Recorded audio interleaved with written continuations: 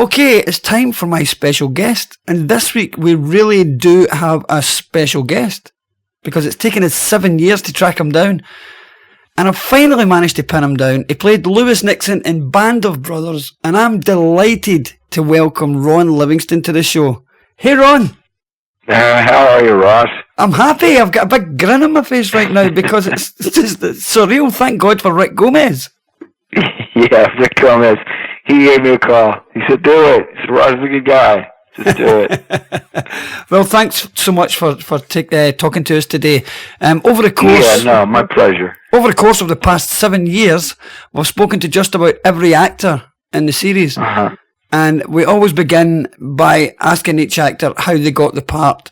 Can you talk us through your audition process and how you came to portray Lewis Nixon? Yeah, it's crazy. I had done a movie that Meg Lieberman had cast, a little independent thing that I don't think anybody ever saw. But I had a TV deal at Fox at the time, and so I was there, like a holding deal, and I was there kind of going to a meeting. It was sort of on the comedy side. And I ran into Meg Lieberman sort of on the steps, and she said, Ron, I've got this miniseries project that I'd maybe like you to come in for. The other backstory is to this is I grew up, I was a little bit of a space nerd, so I'd been hounding Meg for about 5 years trying to get onto From the Earth to the Moon. Right. And she, gamely brought me in, but I was never right for anything, but she always kept bringing me in. So, I had a kind of a relationship with Meg at the time, and I told her, I said, the thing is I've got this holding deal. I'm kind of exclusive to Fox. I don't even think I'd be able to do it anyway. And she said, well, just why don't you take a look at it? Why don't you come in, and then we'll, who knows what'll happen. And I was like, sure, okay.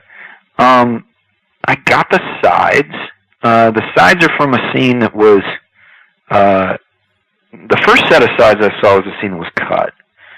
We never actually ended up shooting it. Mm-hmm. It's sort of a drinks thing, and I can't even remember if it was maybe even really. Sometimes what they do is they take an audition from another movie or something like that. Really? They'll have you. Yeah. So, but it was like it was military officers, and in my head, I just pictured it looking like the guy that always gets cast to play military officers in the 60s and 70s, and I was like, I'm never gonna get this. This is just not me. This is not me at all. You know what I mean? Like, sure. I'm not really of this world. I'm not even. It's like I'm a comedy guy, and so I went and I did the first audition that was just for Meg, and it was like throwing spaghetti at the wall. I hadn't read the book. Didn't really even know what it was I was getting into. Figured I couldn't do it anyway, and I get a call back, and she says, okay, in your callback, Tom Hanks is going to be there. He's going to read with you. So that's when I was like, oh shit, damn it. Okay, so now I got to read this book, I got like 3 or 4 days I got to read this history book. Yeah. So I went and picked it up, and of course, like any good actor, there's a healthy bit of narcissism. I turned to the index and looked for Lewis Nixon and just looked for where's the stuff that applies to me. And the first thing I did is I went to the photo page, and it was the photo of him in bed surrounded by all the bottles. It's after he'd discovered Goering's wine cellar. Yes. And he's basically, waking up slow, sleeping off a hangover, his hair's a mess. And I was like, holy shit, that guy kind of looks like me, Right. And I kind of had a feeling, like right then, and it was really early. I just sort of felt like, oh, I'm gonna get this. I don't even know what it is really, but I think I'm gonna get this. So I had a really nervous sort of audition with Tom Hanks. I never really got over, to be honest, I never got over not being nervous around Tom Hanks, because he was sort of, he was one of my guys, you know? He was one of the guys that, I was trying to rip off all his stuff, I was like I was trying to steal all his comedy. Like, I was just trying to be like, I'm going to be the Tom Hanks that's a little younger and cheaper. Right. I'm surprised. I'm surprised you recognised him because he had that big beard on at the time, didn't he? From Castaway as well. Yeah, that's right. He had the Castaway look on. I just figured, well, Tom likes to let it go during the. He was in shape. He was cut. He was really slim. I don't know. I hope he's okay. I hope he's not sick. I didn't really ask. So we did and I thought that went well. So then I got invited to the mix and match, which I'm sure you've heard everybody talk about the mix and match. It was probably the most intense, definitely the most intense audition experience I've ever had. In that it was like 6 hours long, it felt like, and we were. Like everybody was there, and it was probably 5 times as many guys as there were parts, at least. Mm-hmm. And at the time, we also didn't know that a lot of the parts were going to be cast overseas. So they ended up, I think, casting like 13 or 14, main American guys anyway. But the one thing that I did, I think, makes my experience a little different was I was only reading for Nixon. They weren't switching me up and having me read for any other guys.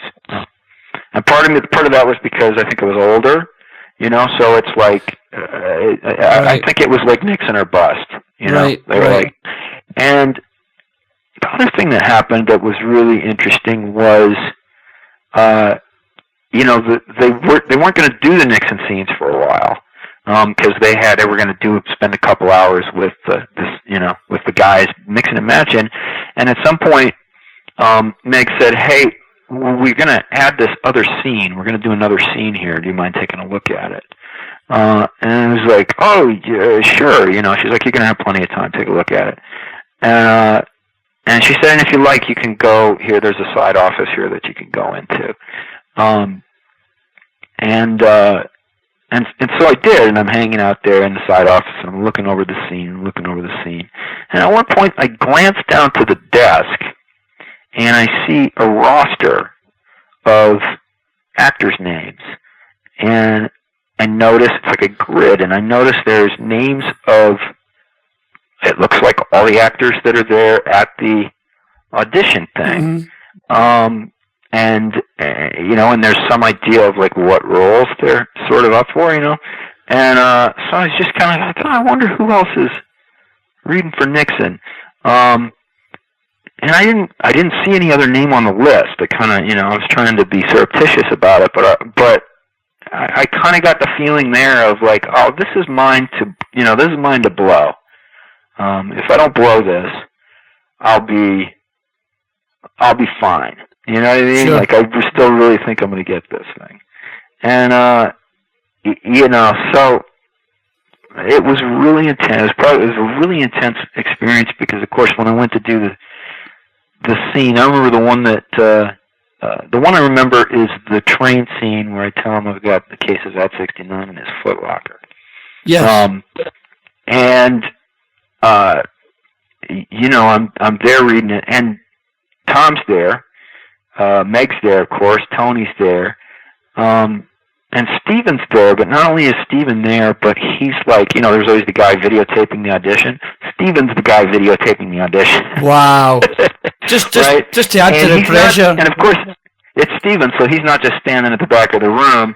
He's like crouched down on the ground, like getting a certain angle, and he's just got that like, young filmmaker look in his eye, and I was like, holy shit. Oh my God. This is for real. Yeah, and there was a moment in the middle of the thing, this is when I knew I had it. I get to the line, where there's like the banter that happens in the train line, and I get to the punchline, which is, and I have a case of Bat 69 in your Foot Locker. And somehow I get the signals crossed, so I don't realize it's my line at that point. And it's the punchline, the scene. So I'm just sitting there looking at, the guy playing winners, and he's looking at me, and I'm looking at him, and he's looking at me, and it's this long pause, and I start to see his eyes kind of go, uh-oh, you know? And I realize, oh, shit, it's my line. And so I just kind of rolled it out, and it got a huge laugh, I think, just because it had so much air in it. You know what I mean? It made it look like, wow, that's a really strong choice, when it was really me just kind of going up. And when I got that laugh, I knew, like, I knew it was going to work out. And then it was just a matter of, like, well, I hope they can convince Fox to, you know, let me do it. And so I know it's a long story, but it's definitely, it's one that I've kind of always remembered. I've never had an audition process that was like that. That's incredible. And I mean, you mentioned that you were the only person up for this role. I mean, even Winters, I heard at one point that Ricky Schroeder was even up for the role of Winters. I read with Rick, and he was good. He was really good too. The funny thing is, when Damian got the part, I read with Damian, but I didn't remember reading with him, and I think the reason was because when they said, yeah, we cast this British guy for Winters, I was like, really? You cast a British guy for Winters?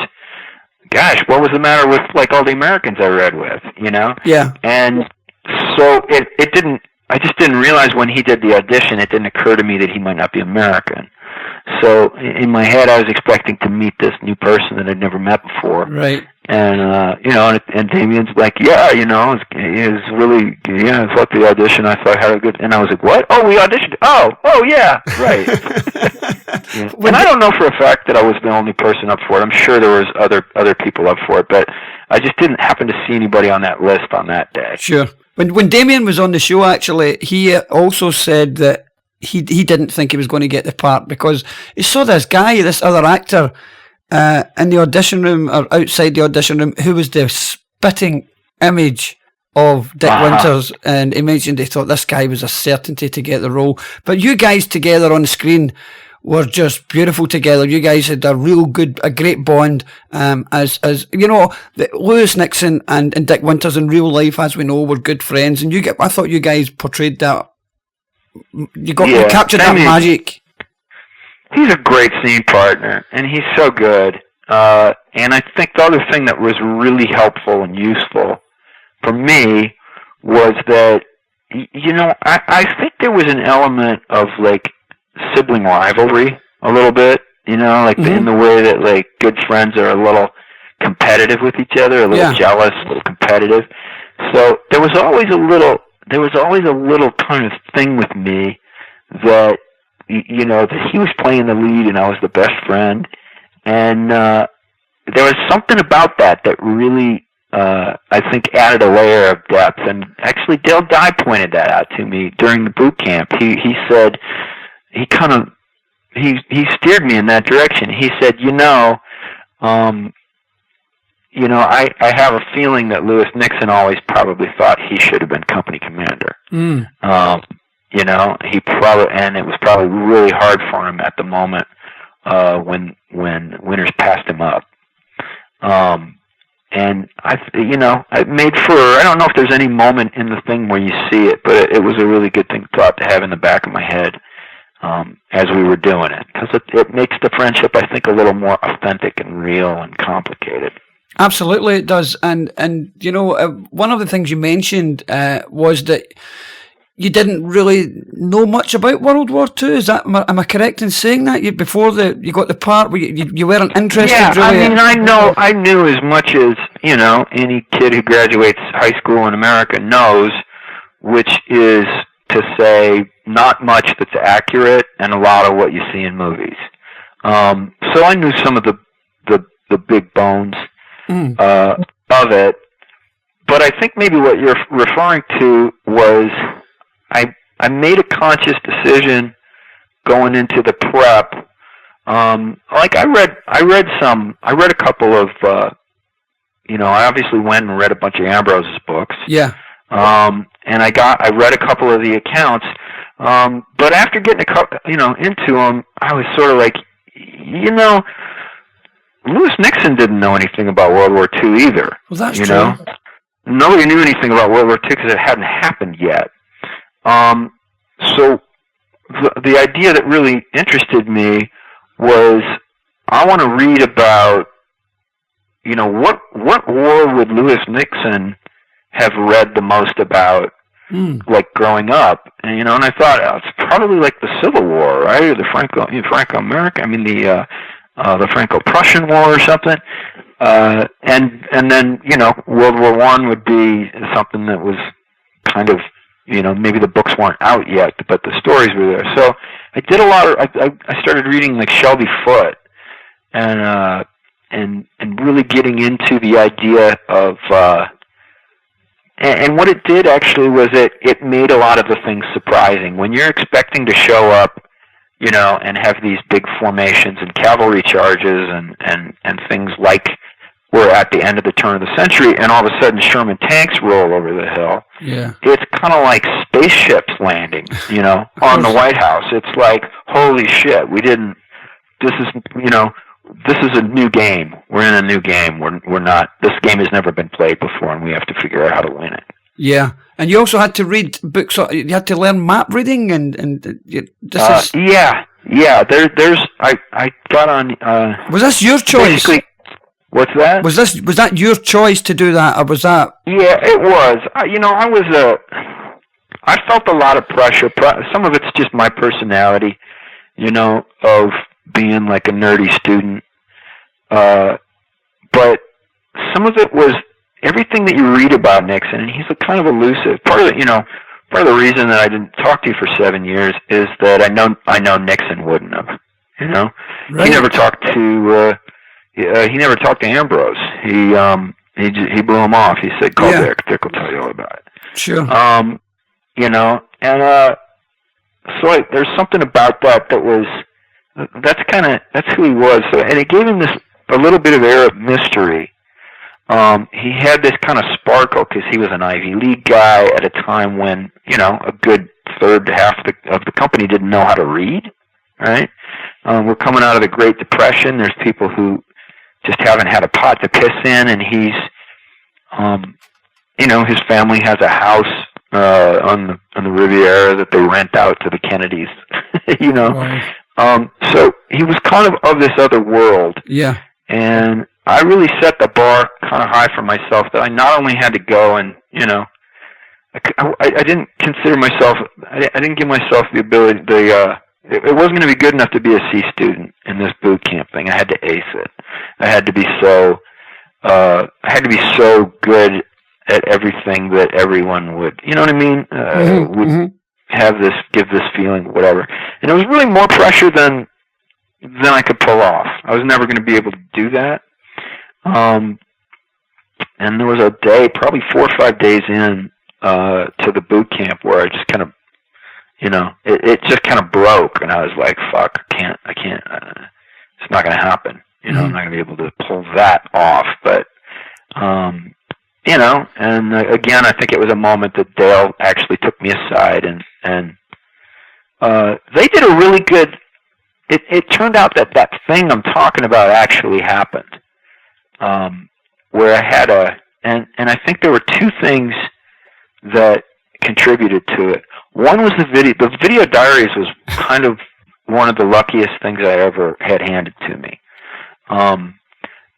They kind of threw it at me a couple weeks before the, it wasn't super long before, I guess it was long enough, that I was still in the beginnings of prep, but I was like, what? You want me to what? Okay. I don't really do that, but okay, all right, I'll do that, sure. And,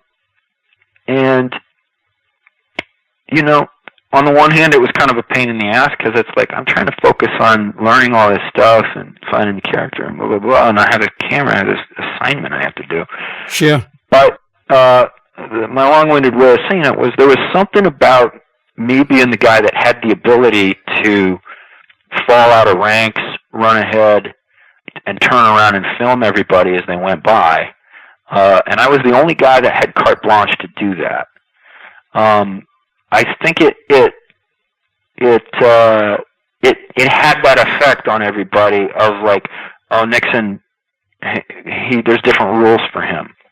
And that's the thing that I was looking for, is like, it's not so much that he's, a genius and brilliant and all this stuff, which he was. It's the things that he was a guy that lived by different rules than everybody else. Right. Whether it was the shaving thing or just the being able to drink as much as he could and still get away with it. Yeah. So that was really helpful. Now, as if it wasn't a tough enough experience at boot camp, you were given this extra mission of recording the whole thing on camera. So, some of the stuff that you recorded, you were meeting some of the other actors on camera for the first time while you were videoing this as well. Yeah, like I showed up, I figured I might as well start this thing away, and I showed up with the camera on, There's a couple great, I've got a lot of footage of us just sitting around, getting to know each other, sitting around a table kind of nervously chatting. And it's like, now I look at it and it's like, oh shit, it's Jimmy and it's Ross and it's Rick and it's da-da-da. But at the time, it's, it's like, I wonder who these actors are. Yeah. Everybody's sizing each other up. And didn't you actually almost get into trouble at the airport on the way over for filming at the airport? I'm sure there was a scene with Matthew Settle. So. Yeah, there was a bit where someone was giving us a hard time. Well, actually, it wasn't me. You know what it was?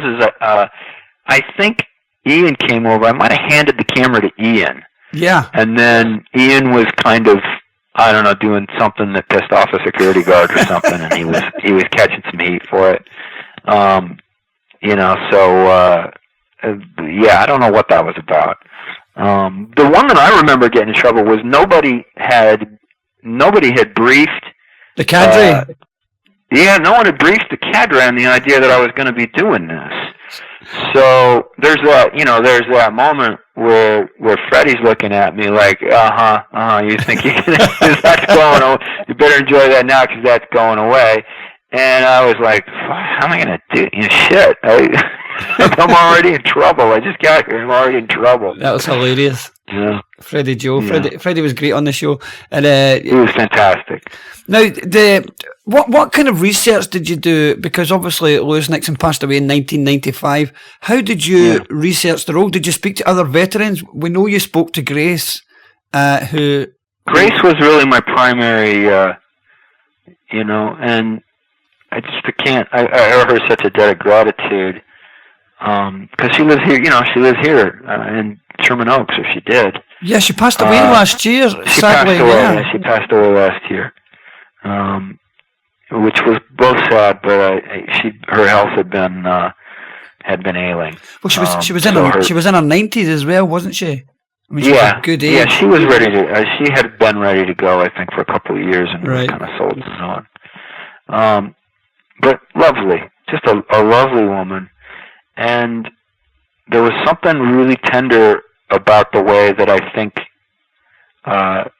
she opened up her home and had all kinds of stories and gave me, she was like, oh, here's a love letter that Lewis wrote. So there's something, I wouldn't even call it research. It's just when you can walk around someone's house and look at their bookcase, and see what books they bought and how they arrange them and look at their handwriting and see how they write a love letter to their wife, as well as look at all the pictures, you kind of soak in, you feel like you know them. Whether you actually know them or not is of course up to question. I'll never know because I never got the chance to meet him. But you feel like you know him, Yeah. And, one of our listeners, Elizabeth from California, wants to know if you kept in touch with Grace after shooting, and what did she think of your ultimate portrayal of Lewis? I did. We were close for a while, and she was just very, very complimentary of it. Some of that is the magic of film. If there's somebody that you love being portrayed and someone's going to a lot of effort to do it, it's just it's great to see the person you love up there on the screen in spirit at least. And so she was she was really open to it. And yeah, lovely. She was a special woman, and sharp as a tack. I immediately, figured out why he must have fallen madly in love with her, because she was just the sharpest, funniest person I'd ever met. Certainly, somebody of that age. Like, she was really razor sharp. Didn't miss a trick. I considered myself to be a pretty good backgammon player, and I don't know how I ever I took maybe 3 games off for the course of a couple of years. She was a tremendous, like, I'm sure she gave him, she was a match. She was his match, You also spoke to Major Winters. What advice did Dick Winters give you on playing Nixon? What can you tell us? Pretty much just don't fuck it up. I gotta say, it wasn't really helpful at all from a preparation way. It was kind of it was like a gulp. Okay. Like, I don't really know what I got out of that phone call. But it, the stakes were really high on that project for a bunch of different reasons. Not the usual ones, which were also there, of like, well, this is a big TV show, and I'd like to be really good on it, and people are going to see it, and blah, blah, blah. But just the idea that some of these guys were still alive. Yeah. These guys were heroes, who had done extraordinary things, but they're also all relatively unknown. So there's going to be people who, all over the world, are only going to get to know these guys through what you do. So if you don't pull it off, if you can't honestly portray these guys, you're not only failing with your TV show, which, who cares, it's a TV show, but you're doing this hero, a disservice. Yeah. You're doing this person who had this amazing life a disservice in misrepresenting them. And that was something that I think everybody there took very, very, very seriously.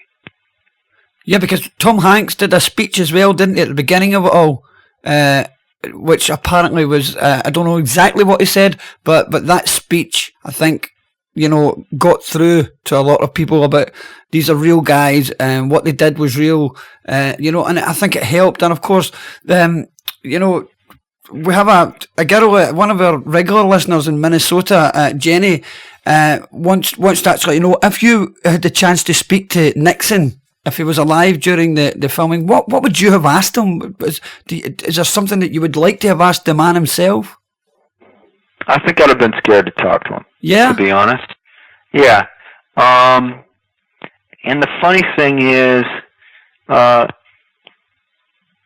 don't know if he'd have been down for it. You know what I mean? Well, he very well might have blown me off in the same way that, you know what I mean? Like, I don't think he was a person who enjoyed kind of being at the center of attention. Yeah. Way. You know what I mean? Yeah. So I don't know. And in ways, I think it would have been tough to play him, having met him a little bit. There was a little bit of a freedom in the idea of, I'm not going to get to meet him, so I'm going to take the best crack at it, and I'll never know what he would or wouldn't have thought about it. So that's one thing I don't have to worry about. Yeah. Of course. I'll just go with what his wife thinks, and she's lovely and as supportive as anybody could be. Now, you mentioned boot camp. We've heard a lot of stories from boot camp, Ron. Yeah. Were you prepared for boot camp, sort of mentally and physically? I mean, how would you describe the overall experience? Yeah, I was as prepared as I think you can be. The mental thing was, it's a little bit, you show up because you don't really know what's going to happen. Mm-hmm. And they're purposely trying to mindfuck you a little bit, because that's part of what they do in actual boot camp, is they try to put you in situations where you don't know what's going on. You're under enormous amounts of stress. And how do you learn to work together and not fall apart? You know, that's kind of what the whole thing is for. So that part was really challenging. I got some good advice from my grandfather, who's alive at the time, when I said I was going to this boot camp thing. He was like, just run. He's like, start running now. He's like, start running right now. He said the rest of it's a duck walk, but, just make sure you can run. And I did. I had never really been a runner. Was not a runner at all. And I was pretty good about it. I hit the hills and started training. So when I got there, at least I could not only run, but I could run backwards holding the camera. You know what I mean? And I felt pretty good about that. I don't think I've ever been in that good a shape. Wow. Yeah. That's incredible. I mean, you also mentioned Captain Dye, and we know there was all these Dale Dye impressions. We got a little bit. We got a little bit of yours on the video diaries when you were sort of imitating other people imitating Captain Dye. But did you ever do it in front of? Did you ever do it in front of Captain Dye? Your impression? I probably did. I certainly didn't do it there in boot camp, but over the years, I actually worked with Dale again on another movie. Oh. Where we were doing Vietnam stuff. Yeah. It's called The Music Within, and we were, over in the Philippines doing it. So that was kind of incredible, to have this, to go back to like, hey, how's it going? So Dale's, I'm sure you've heard a million Dale things, but he's a little larger than life. He reminds me of the kind of guy that would show up along the river in a Mark Twain novel. You know what I mean? Where he's really, really compelling and really colorful, and you're also kind of don't know if he's full of shit or not. Yeah. You know what I mean? Yes. And you don't think, and you'll never know, because you're not gonna, because he's Dale Dye. Who had the best impression, do you think? Because there's a sort of toss up between Cudlitz and Cudlitz. Gomez. Cudlitz, Cudlitz is. I think Cudlitz is probably more accurate, and Gomez is funnier. Sorry, Mike. I got to give that one to Rick because it's a little cartoony. When Rick does it, it's a little cartoony. It gets really funny. Playing an officer, you were segregated. Were you segregated at all from the other actors during boot camp? Because we know this was the case for David Schwimmer. We were. We had, they gave us privileges. They, once we became officers, we started off, we're all in big rooms, with cots lined up. And I can't remember how many days. We had 3 or 4 days. It was important to Dale that his officers have the experience of being privates, that you don't walk into something with, you don't start the thing with a commission. You know what I mean? You start as nobody, and then you earn a commission. So at about, 3 or 4 days along, they started giving us rank. Corporal, sergeant, blah blah blah, and you would get kind of every couple of days they promote you, and things changed. When they named us officers, all of a sudden we had to move out of the room that the other guys were staying in. We moved across the hall to our own room, which had a lot more space, but the price of it was they pulled this prank. I'm sure someone's probably told you about it, where they were like, okay, these guys, you guys are the new officers, and these are your officers, and blah blah blah blah blah. And okay, so you're doing great. We really appreciate the work that everyone's been doing. We're going to reward you with the rest of the afternoon off. So take a while, heal your feet up. Officers, we want you to get your shit out of that room and into this room and get set up and squared away. And, you know what I mean? And we'll see you, ciao, and then we'll go back at it in the morning. And 15 minutes later, they came in, banging garbage cans, and say, you move out. I mean, we're moving out, falling, we're moving out in 10 minutes. We're going on an overnight. Oh, my God. So, in a little bit of that mindfuck way, which obviously there's a parallel to when we do Bastogne, but that's a little bit the call that they got, for that. It's like, get on the trucks.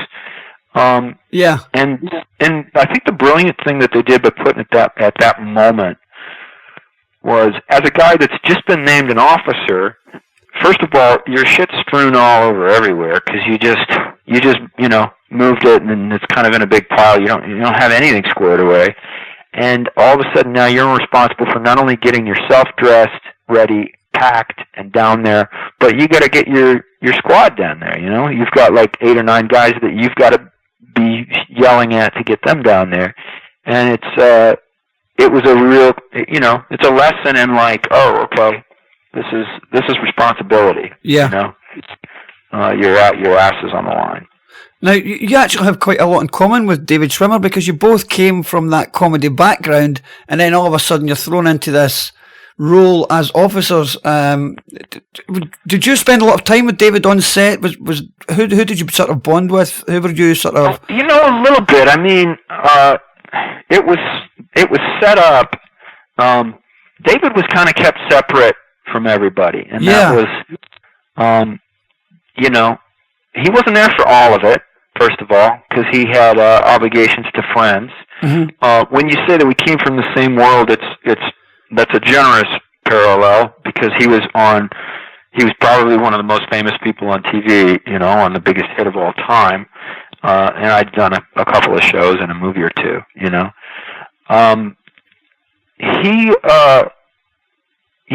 had separate quarters from all of us, and he was immediately sort of rehearsing that nobody got close to him. Yeah.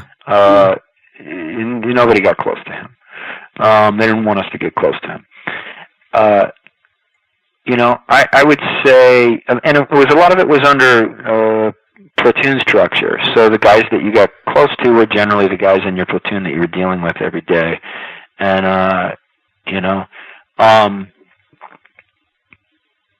yeah. I mean, this is kind of the other thing that happened, and this is was a lot of it just depended on where you were housed. The Americans were kind of separate because the Brits, those guys, you'd wrap, you'd be done for the night or whatever, and they go home. Yeah. And they'd go back to their lives and their friends and their significant others and whatever, and then they're back on in the morning.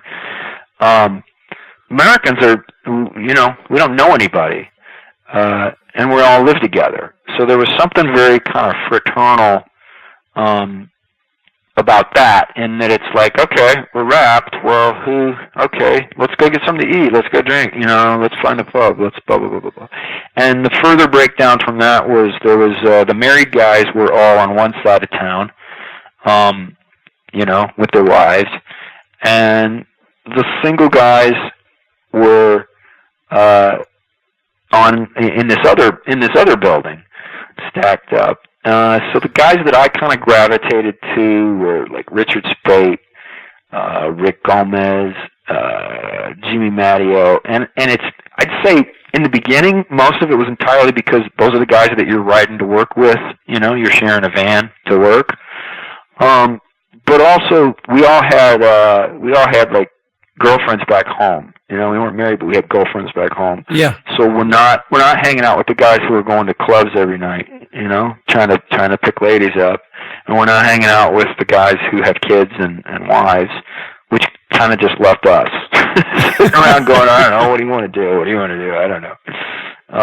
Yeah. So that's a long way of saying those are probably the guys that I got the closest to. But in the beginning, like, McDonough is another example of somebody who, he was out going to all the clubs, and he actually met his wife that way. That's right. Yeah, we heard that story. Yeah, I remember Vay. I remember that there was this club that he was always trying to drag us to. And we were like, A, I don't want to go, and B, why is it always the same damn place? And the second, third time we went there, he saw him talking to this girl that worked the door and was like, okay, I get it now, I get it. And then now they've got a family together, and it's incredible. Well, I think they're up to 12 kids or 15 or something like that. It's something like that. Now, what was we have a few more questions. What were your favourites? Sure. Your favourite scenes to shoot, and what are your favourite scenes to watch? I mean, there's so many because you had such a big role. Obviously, that's hard. You know what? I don't know if I can answer that. I really don't know if I can answer that. It was also extraordinary. You know. It was really also extraordinary. There was something about the boot camp rehearsal in that it was 24 hours. There was a part of that felt like you were kind of mainlining the experience.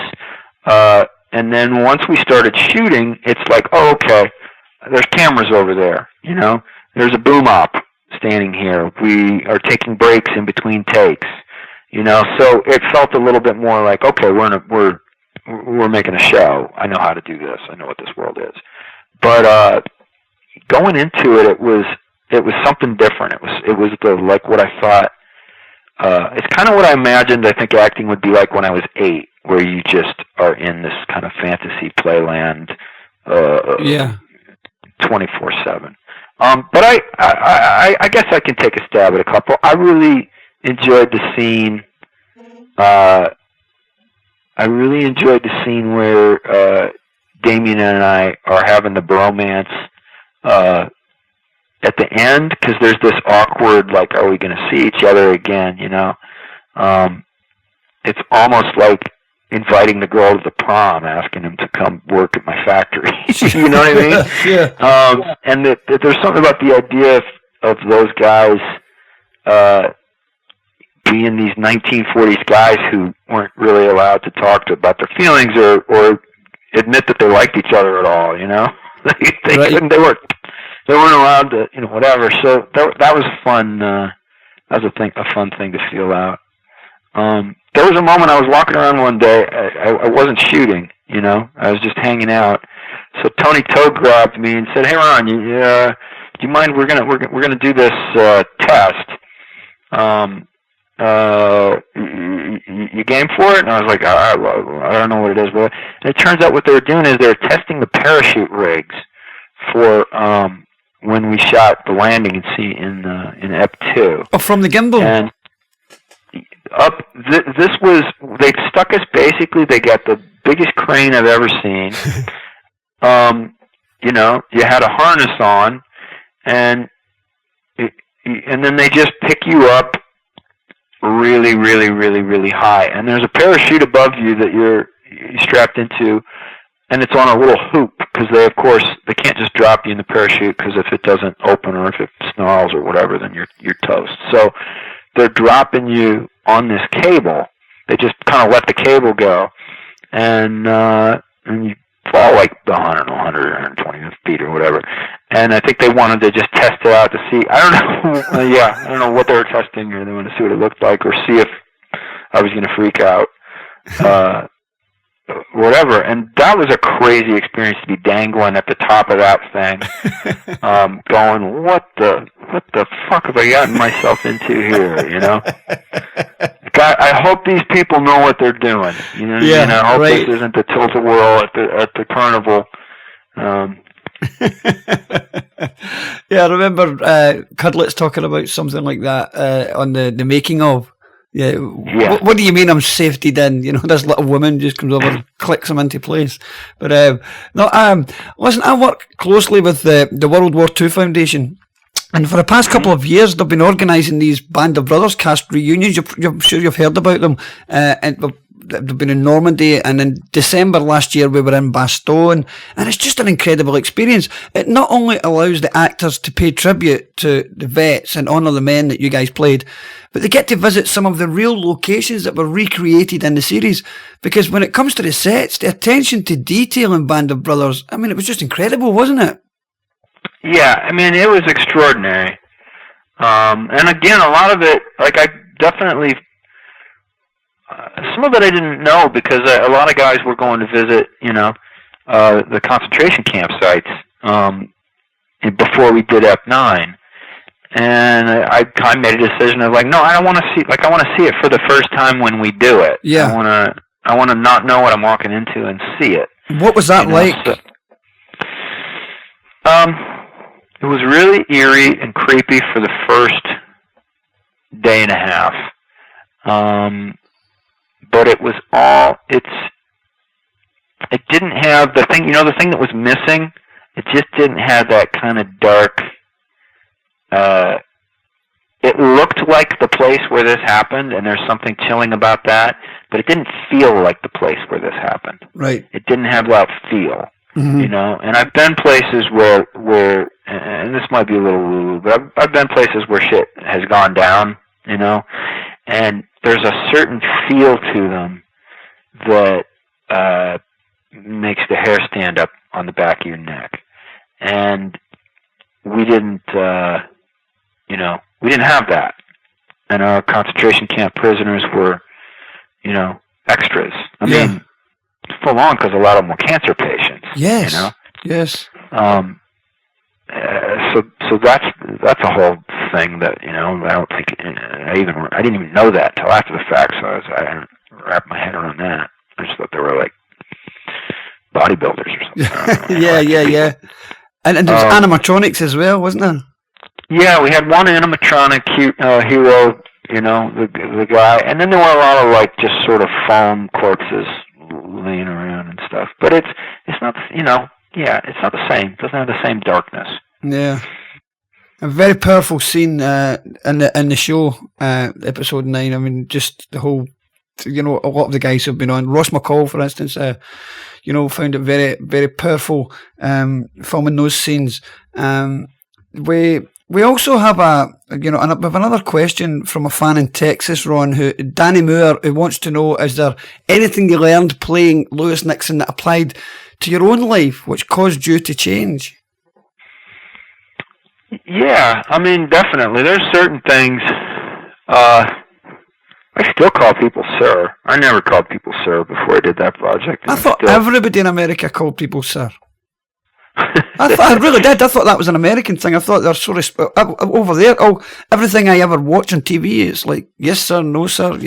That doesn't happen. It's a military thing. I think people ex-military, but I have a lot of, like it's not something that's trotted out in. I mean, if you work at a store, I guess, and someone comes to the counter, you say, "Can I help you, sir?" But you wouldn't say it to the guy that you're ordering your coffee from, when he gives you your change. I'd say, "Thank you, sir," and he'd look at me funny, like, "Why are you calling me sir?" Yeah. So that was a little. I don't know. It's hard because you don't really know what your life would have done otherwise. I think maybe one of the things that I kept was this feeling of being more comfortable with giving and receiving orders. A lot of times, I didn't grow up being somebody that felt comfortable ordering people around, and I had no problem ordering people around on the show because that was my job. And I had some of that stuck. Why do you think the next generation should know about what our veterans did during World War II, and how would you sum up the real men of Easy Company? I don't know. That's a big question. I think that's too big for me to kind of assemble into a ball. I don't really know what the next generation needs to know. To me, I think the lessons that I took away from that were that this was an enormous endeavor, that required a huge commitment and a huge sacrifice of these guys with no idea how it was going to turn out. Yeah. And really, if their best guess was it's going to turn out like me getting killed somewhere, far, far from home. And the fact that so many people said, okay, this is the world we're in, This is what we're being asked to do. Let's go do it. Let's make the best of it. Let's do it as well as we can. I don't know. I don't know whether to say that's inspiring or just it's a little breathtaking that humans can even do that. Mm-hmm. So I don't know. I don't know if World War II is the one that's relevant to today. I think in America everybody needs to read 1984 again. I feel like that's the one everybody needs to look at. Maybe Weimar Germany is a good thing to look at. I don't know. Right. No, that's as good. That's a good enough answer, Ron. That's fine. Now, before we end the interview, before we wind it up, there's something I really need to ask you. I mean, I wouldn't. People wouldn't forgive me if I didn't mention this. I don't know if you know what's coming, but you are a YouTube sensation. Nothing to do with your TV or movie roles. But your version of Keyboard Cat has over 4 million views. How did that thing come about? There's even remixes of it, man. You know what? I don't even really have an explanation for that. I'm not entirely sure what happened. It's fantastic. Yeah, it was, my wife thought I was crazy. I was down in the basement for 2 days working on that, and she would come down, and just kind of shake her head and go upstairs. I could just picture that happening. Yeah, it was to make some people laugh, basically. There were a couple of people that I was trying to make laugh. And you really studied it, though, because even the little tremble of the pause, you got that right down to the... Yeah, if you're going to do it, I figure you got to do it right, Over 4 million views, and even remixes and parodies of it, and it's just absolutely incredible. Now, we have another quick question. It's nothing to do with Band of Brothers. Mike Rotman is a name you might be familiar with from Los Angeles. He wants to know if you still host poker tournaments. Do you still play? You know what? I don't.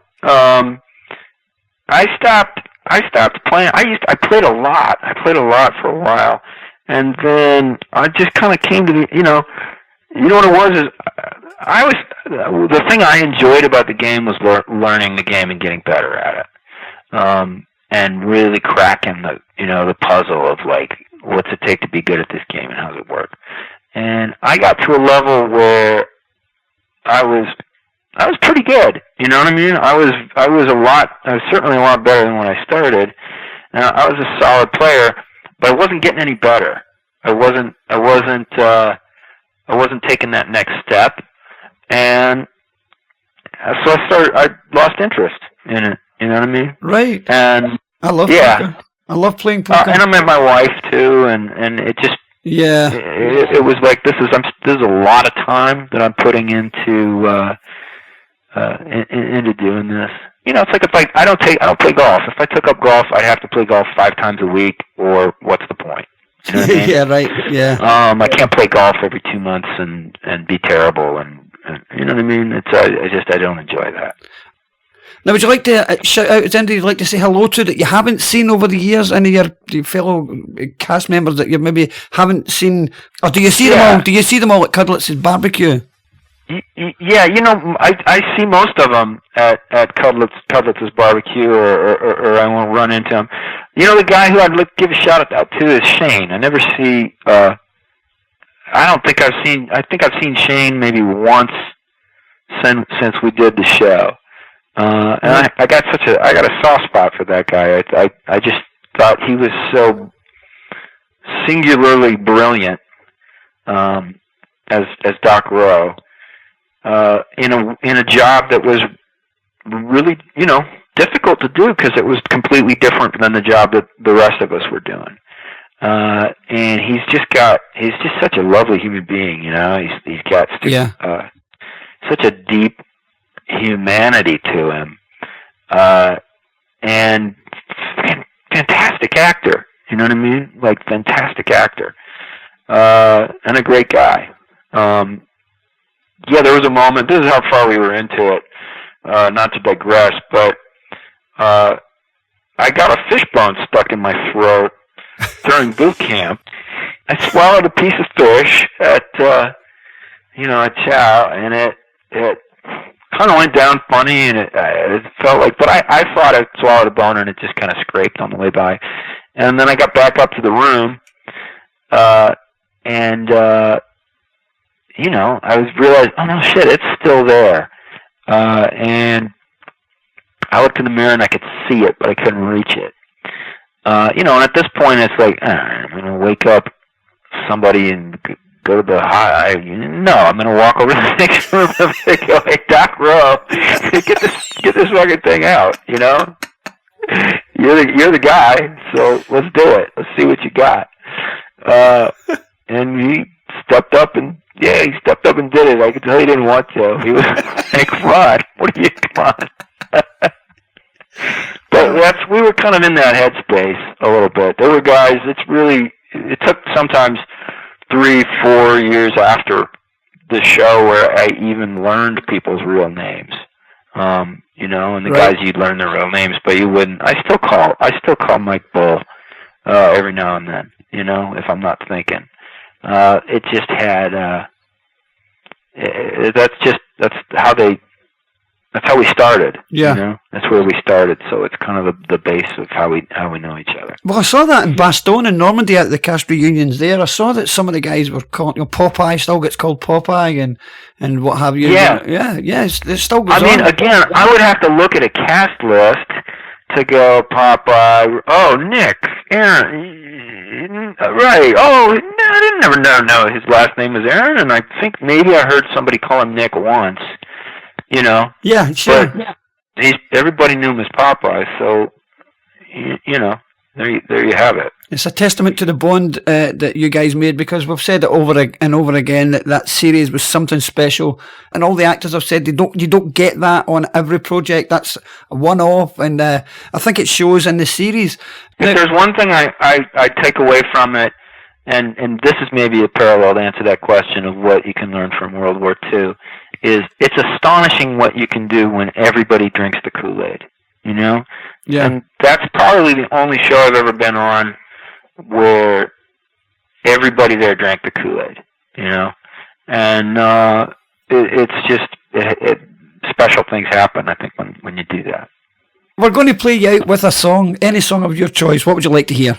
Oh, hell, I don't know. You pick it. Go on, pick something. Who's your favourite band of the moment? Or I've got a 1-year-old and a 3-year-old, so the only thing I ever listen to is like Taylor Swift and the soundtrack to Trolls. So I would be thrilled actually if you play me anything out that like is an adult piece of music. You want me to play that one? Oh, I thought you wanted me to play. I thought you wanted me to play Taylor Swift. I want to hear Justin Timberlake and Anna Kendrick doing sound in the Troll soundtrack, because that's the soundtrack to my life at the moment. You got it. Listen, man, thanks very much. It's been an absolute pleasure talking with you, Ron. Hey, thank you, brother. Thank you, buddy. Bye-bye now.